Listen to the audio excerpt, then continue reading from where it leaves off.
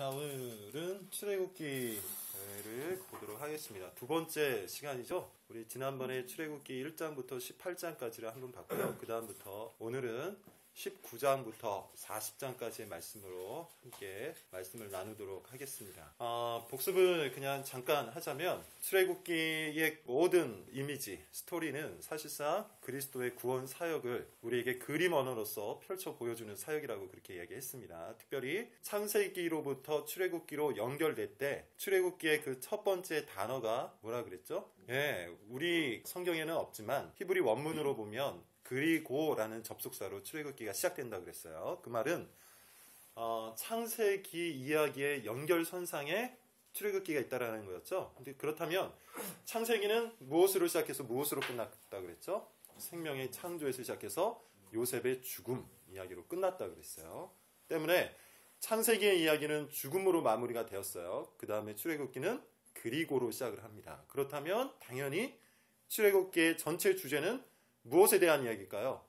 첫 생명이 죽었습니다. 그 다음에 두 번째 생명이 탄생하는 이야기겠죠. 두 번째 생명이 여러분 뭐예요? 거듭남, 중생, 구원받음에 대한 이야기죠.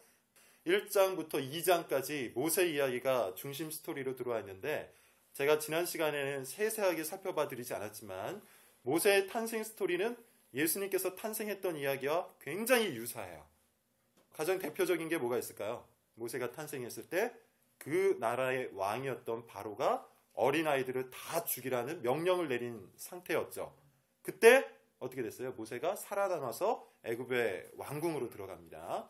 예수님 스토리도 어때요? 헤롯이라는 왕이 2세 이하의 아이들을 다 죽여라 라고 명령했을 때 예수님께서 어디로 가는지 여러분 기억하십니까? 애굽으로 들어가요.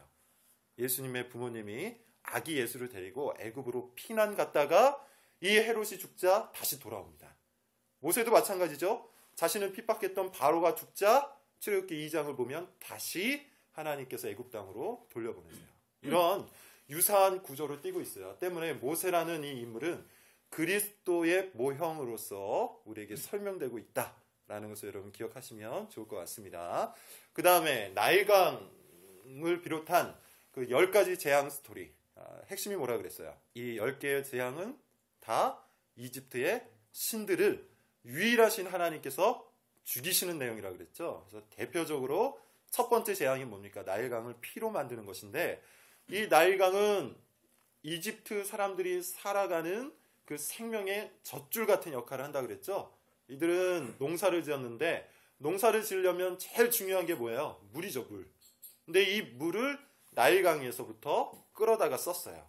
때문에 나일강이 피로 변했다는 얘기는 뭐냐 하면 나일강이 죽었다는 얘기고 그 말은 애굽 사람들이 먹을 그 생명의 근원이 죽었다는 얘기예요. 이게 첫 번째 재앙입니다. 중간에 많은 재앙들이 있는데 그 재앙 역시도 다 이집트 사람들이 신으로 섬기던 것들이라고 그랬어요. 근데 그걸 다 죽이시죠. 대표적인 게 9번째, 10번째라고 그랬는데 9번째의 재앙이 뭐예요? 흑암의 저주였어요. 3일 동안 태양이 가려집니다. 흑암, 어둠으로 이집트가 들어왔어요. 근데 이 태양을 가리는 것은 뭘 의미한다 그랬습니까? 태양신 라를 하나님이 죽이시는 건데 태양신은 이집트 사람들이 섬기는 신의 최고신이에요. 그래서 바로를 태양신의 아들이라고 불렀다 그랬죠? 태양을 죽였다는 얘기는 바로의 아버지 신을 죽였다는 얘기예요. 그 다음에 10번째 재앙이 뭡니까? 우리가 잘 아는 것처럼 장자의 죽음입니다. 그런데 아버지도 신이고 바로도 신이면 당연히 바로의 아들도 신이죠. 그러니까 이 10가지 재앙은 실질적으로 다 뭐예요? 이집트 사람들이 신으로 여기었던 모든 것들을 죽이고 하나님만 신이라는 것을 애굽에 선포했고 또 이집트를 살아갔던 이스라엘 백성들에게 학습시킨 이야기예요. 이거를 오늘날 우리에게로 적용해보면 뭡니까? 세상의 신으로 여기고 있는 대표적인 것들이 여러분 뭐가 있어요? 오늘날 세상의 신, 부처, 이슬람의 마호멧, 무속신앙의 어떤 그런 잡신들을 의미하는 게 아니죠. 물론 거기에도 사로잡혀 있는 사람들이 있지만 현대인들의 신이라고 불릴 수 있는 최고신은 사실상 돈이라고 봐도 무방할 겁니다. 그죠? 권력이나 명예보다도 사실은 사람들은 돈에 사로잡혀서 살아가고 있어요. 그렇죠? 그런데 하나님의 일하심은 돈을 갖고 일하지 않는다라는 것을 곳곳에서 보여주세요. 돈이 신이기 때문에 한간에서는 교회가 성장하려면, 교회가 굳건하게 서려면 돈이 있어야만 된다라고 그런 생각을 갖고 있는 사람들이 있어요. 그런 논리를 가지고 돈을 통해서 교회를 만들고 부흥하고 성장시킬 수 있다고 믿는 사람들이 있는데, 이게 여러분 사실상 뭐예요? 돈을 신으로 여기는 거죠. 필요하면 하나님께서 돈을 주장하셔서 교회를 위해서 사용하게는 하실 겁니다. 그러나 돈이 아니라 하나님이 우리의 참 신이 되신다라는 것을 우리가 진심으로 고백할 수 있어야 돼요. 그걸 하나님께서 이 10가지 재앙을 통해서 세상이 신으로 여기는 모든 것들은 사실 신이 아니라 오직 나만 신이라 라는 걸 보여주세요. 그래서 출애굽기 3장을 보면 우리가 지난번에 보진 않았지만 하나님께서 하나님의 이름을 알려주세요. 모세에게 뭐라고 이야기하시죠? I am who I am 이라고 하시죠. 이게 이제 히브리어로 하면 에흐에 아쉐로 에흐에라고 하는데 뜻은 똑같아요. 나는 스스로 있는 자. 조금 더 직역을 하면 나는 존재하는 존재자라는 그런 뜻이에요. 그 말은 여러분 뭡니까? 하나님만 존재의 근원이 자기 자신에게 있다는 얘기예요. 여러분, 우리는 존재의 근원이 내 안에 있습니까? 내 밖에 있습니까? 당연히 밖에 있어야지. 아니면 본인이 자웅동체여서 스스로 자기 자신의 생명을 탄생시키지 않는 한은 부모님이 우리 존재의 근원이 되시죠? 부모님은 내 안에 계신 분이 아니라 내 밖에 있는 분입니다. 근데 부모님의 존재의 근원도 그 밖에 있어요. 하다못해 여러분, 이 컵의 존재의 근원도 어디에 있습니까? 컵이 스스로 자기 존재의 근원이 될 수 없죠. 누군가가 만든 거예요. 그죠? 그 사람이 이 컵의 존재의 근원이에요. 근데 그 사람의 존재의 근원도 그 사람 밖에 있어요. 그러니까 이 세상에 존재하는 존재라고 불리어지는 모든 존재의 근원은 다 그 밖에 있어요. 근데 하나님께서는 뭐라고 이야기하셨어요? 에우에 아쉐로 에우에라고 그랬어요. 존재가 내 안에 있다는 얘기예요. 그러니까 존재의 근원이 내 안에 있다는 얘기예요. 하나님만 존재의 근원이 되세요. 그러므로 그분만 신이 되죠. 이집트 사람들이 믿었던 태양은 이집트 사람들이 볼 때는 그 태양이 존재의 근원인 것처럼 보여. 왜냐하면 태양이 있어야만 곡물이 자라죠. 과일이 열매를 맺죠.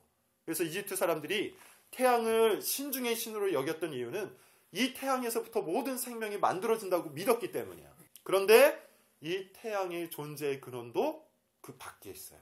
그 밖에 계신 분이 누굽니까? 하나님이라는 거예요. 이거를 하나님께서 여호와라는 이름으로 알려주시는 겁니다. 에우의 아쉐로 에우의 앞자를 따면 여호와, 야훼라는 단어가 만들어지는 거예요. 자, 그리고 지난번에 봤던 거를 다시 정리해보면 아주 핵심적인 게 두 가지가 있었어요. 뭐냐면 홍해와 유월절 사건이죠. 유월절은 뭐라고 그랬어요? 그리스도의 십자가.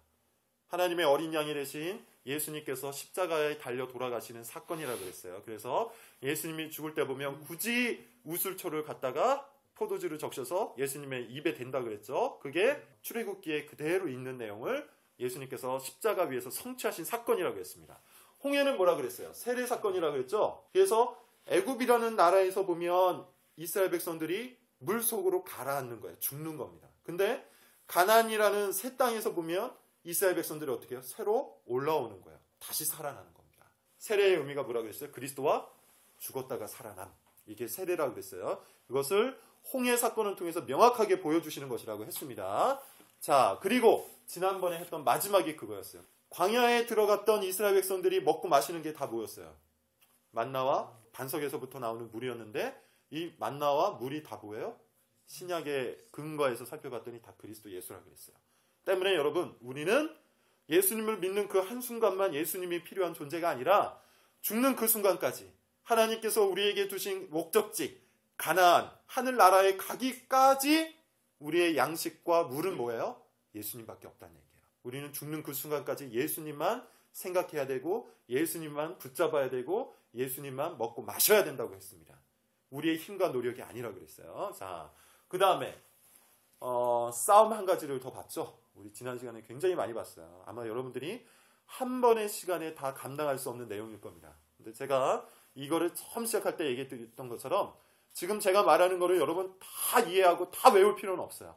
그러나 이게 어떠한 것이었다라는 것을 나중에 또 다른 분에게 들을 때 그때 또 생각을 하시면 되는 거예요. 왜요? 우리 한평생 이걸 해야 되는 존재이기 때문입니다.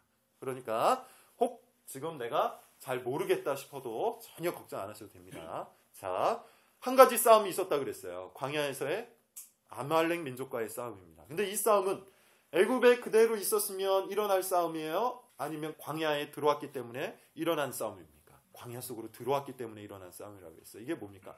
구원 받았기 때문에 우리 삶 속에 일어나는 싸움이 있다 그랬죠.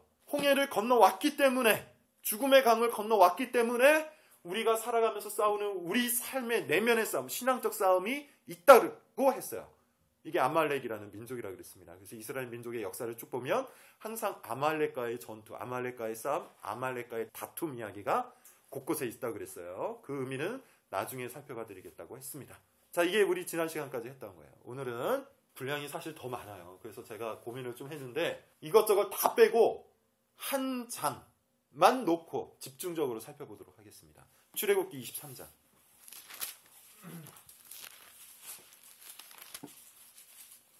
24장이네요. 24장. 분량이 상당히 많죠. 19장부터 40장까지인데 우리가 그걸 다 볼 수는 없어요. 24장을 중심으로 제가 설명드릴 어떤 핵심만 여러분들에게 전달하고 출애굽기는 마무리하고 그 다음에 레위기, 민수기, 신명기를 제가 최종적으로 정리를 하고 모세오경을 마치고 여호수아로 들어가도록 하겠습니다. 자, 오늘은 출애굽기 24장을 중심으로 출애굽기 하반부를 좀 보도록 할게요. 자, 이 이야기를 하기 전에 제가 상당히 많이 듣는 질문 중에 하나를 여러분들과 같이 나누면서 이야기를 시작해 보도록 하죠. 여러분들 중에도 아마 그런 질문을 했던 기억이 있었던 것 같은데 뭐냐면 하나님께서 저에게 갈 길만 명확하게 알려주시면 제가 제 목숨을 다 바쳐서 순종하겠습니다. 혹시 여러분들 그런 생각 해본 적 있어요?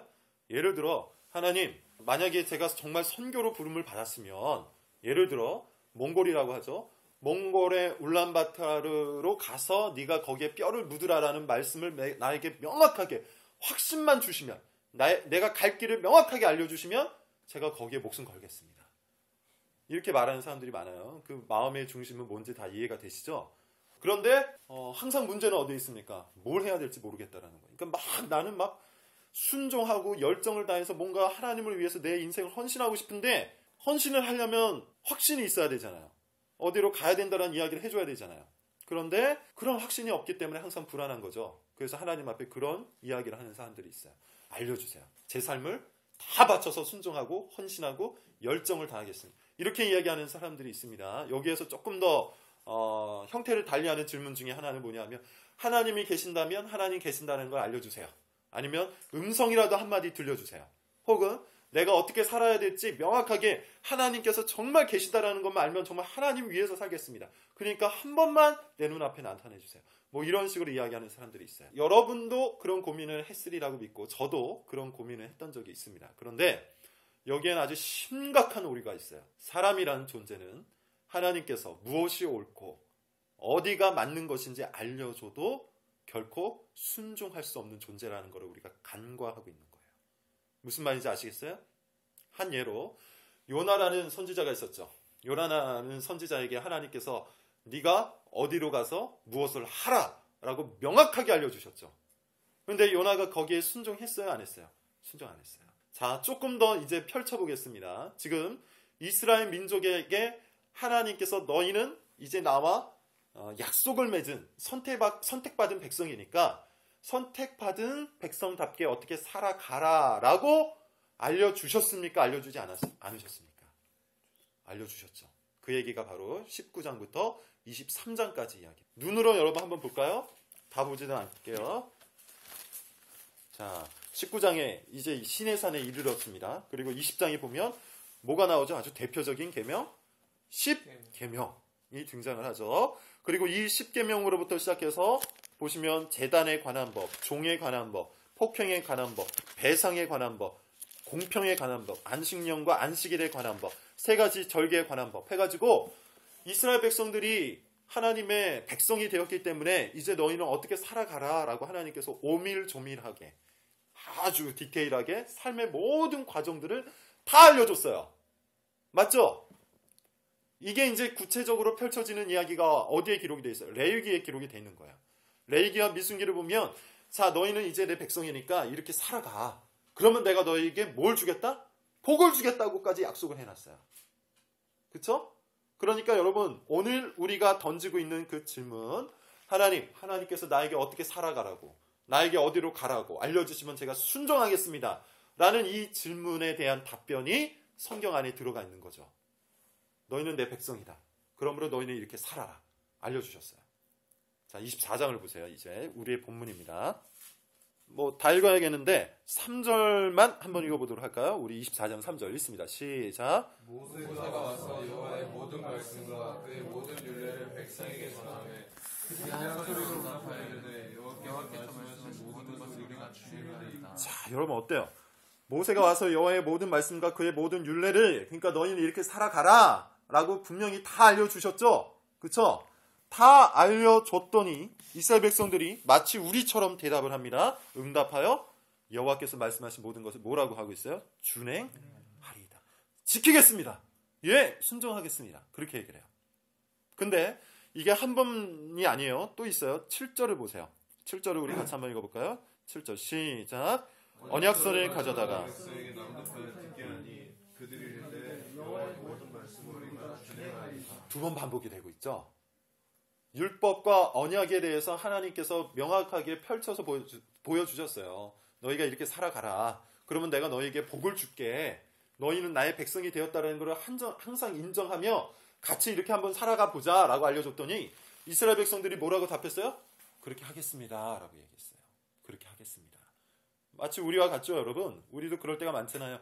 말씀만 해주세요. 내가 어떻게 살아가 했지 분명하게 얘기만 해주세요. 그러면 내가 다 지키겠습니다. 그죠? 근데 이스라엘 백성들이 과연 그랬을까요? 32장으로 한번 넘어가 봅시다. 33장이네요. 33장.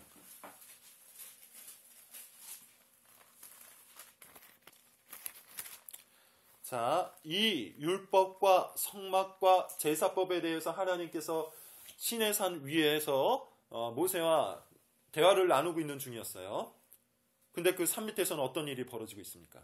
32장에 보면 아주 대표적인 이스라엘 백성들의 타락이고, 이 타락이 이스라엘 역사 전체를 계속해서 반복되어서 이스라엘 전체 역사에서 반복되어 나타납니다. 자, 금송아지를 만드는 거예요. 우리 1절을 한번 같이 읽어보도록 하죠. 32장이네. 32장 1절.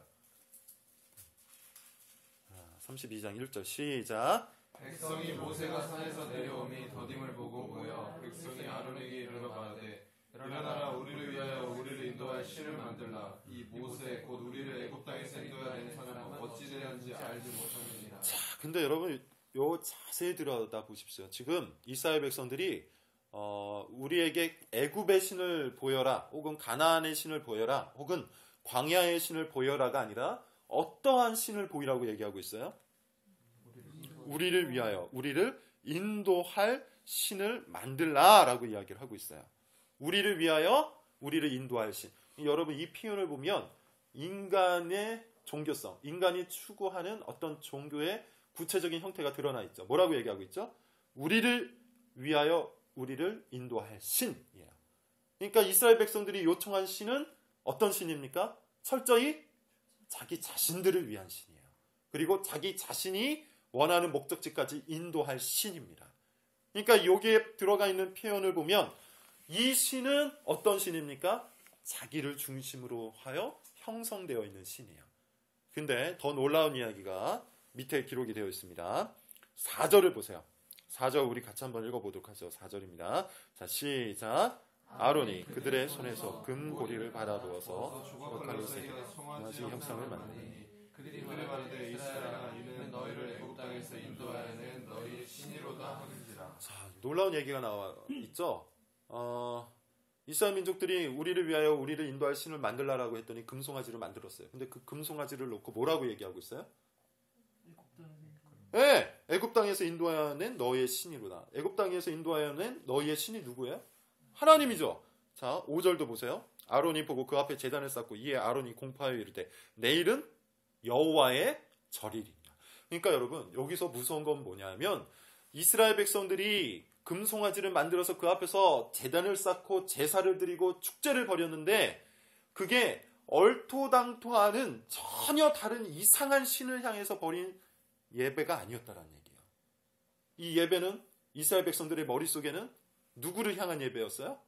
하나님이에요. 애굽에서 인도하여 낸 신이에요. 여호와예요. 그런데 그 신을 갖다가 누구를 위한 신으로 만들어 버린 게 문제예요? 자기 자신을 위한 신으로 만들어 버린 거예요. 그래서 보이지 않는 하나님 대신 보이는 금송아지를 만든 겁니다. 여러분, 이거는 무엇을 어긴 겁니까? 십계명의 첫 번째, 두 번째 계명을 어긴 거죠. 그렇죠? 하나님만 유일한 신이라는 첫 번째 계명을 어겼어요. 하나님만 유일한 신이라는 건 뭐냐면 하나님만 이 인생의 기준이요 절대적 중심축이란 얘기예요. 그런데 중심축이 바뀌었죠. 자기 자신들이 되었어요. 두 번째 계명이 여러분 뭡니까? 하늘에 있는 것이나 땅에 있는 것이나 물에 있는 그 어떠한 것으로도 형상을 만들지 말라 그랬잖아요. 그런데 금송아지를 만들었어요. 그러니까 지금 이 32장에서 벌이고 있는 이스라엘 백성들의 행태는 십계명, 하나님의 율법을 준행하는 겁니까? 준행하지 못하고 있는 겁니까? 준행하지 못했어요.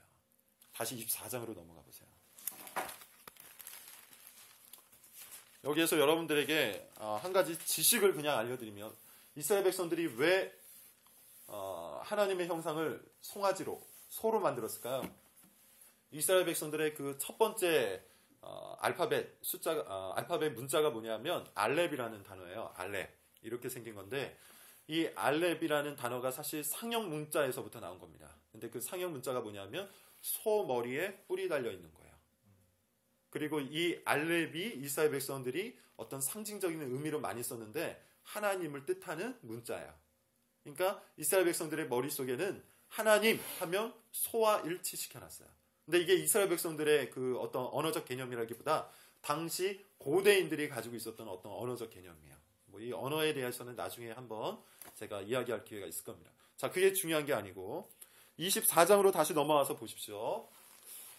이스라엘 백성들은 하나님의 율법을, 하나님의 약속을 다 지키겠다고 약속했는데 32장에 가서 봤더니 못 지켰죠. 자, 그런데 이스라엘 백성들이 준행하겠다고 결단하고 다짐하는 그 상황에서 모세가 굉장히 이상한 짓을 벌입니다. 자, 보세요.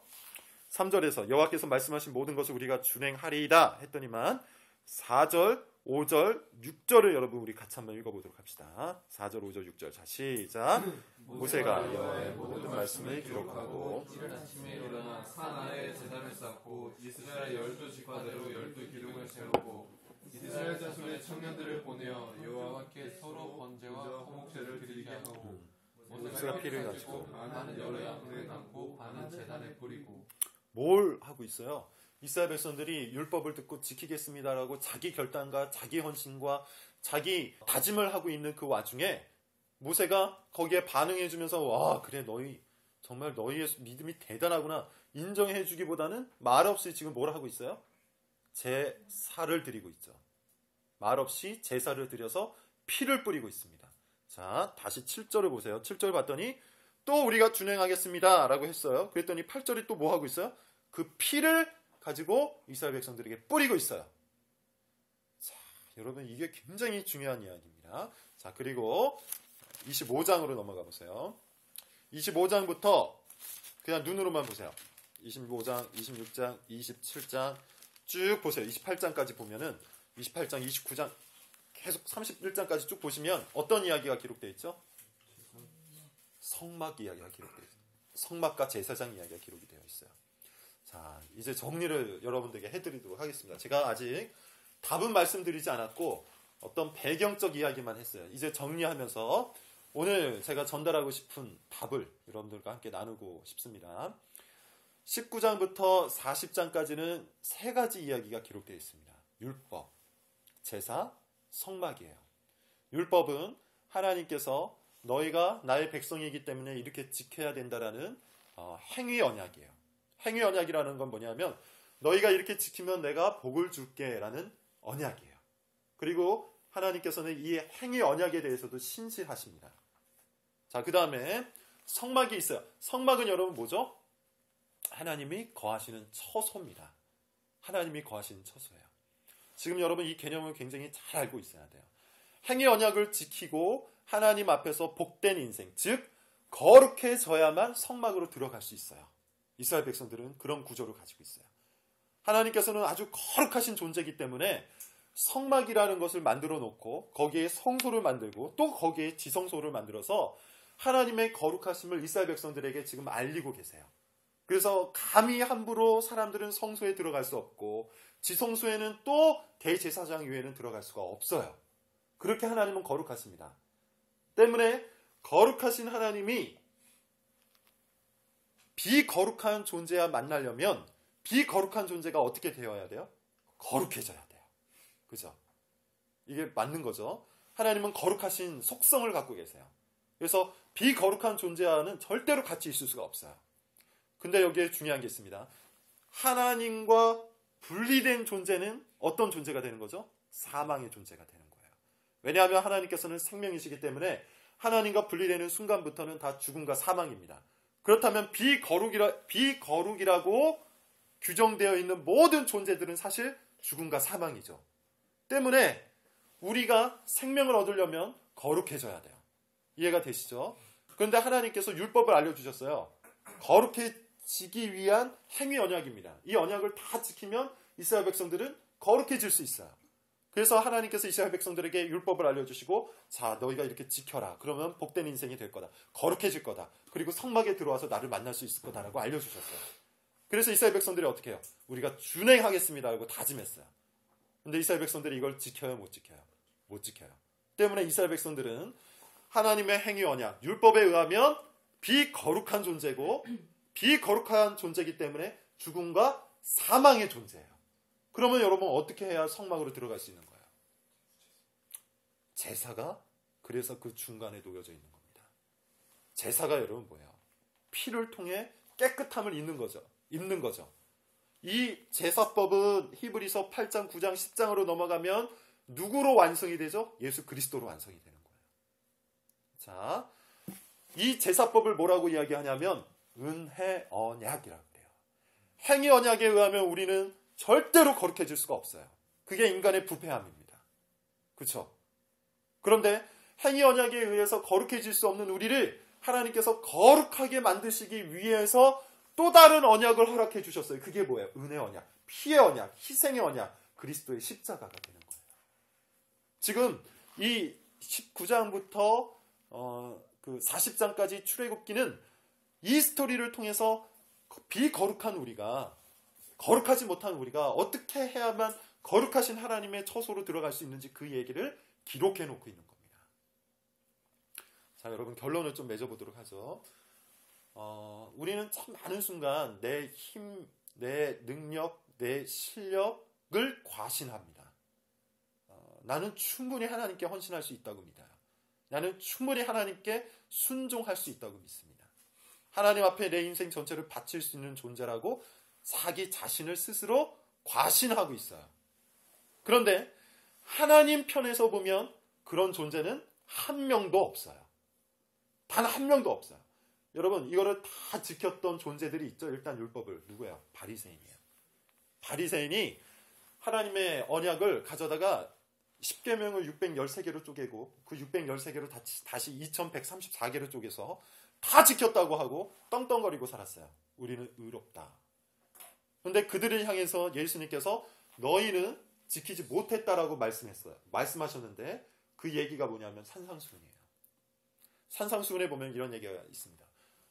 너희는 옛 언약에 따르면 옛 사람들이 말하기를 간음하지 말라라고 했는데 나는 여인을 보고 마음에 음욕을 품는 자마다 다 간음하였다고 말하겠다라고 이야기해요. 그 말은 뭐냐면 10계명에서 간음하지 말라라고 이야기했을 때는 그냥 그것을 행위로 지키지 말라라는 정도가 아니죠.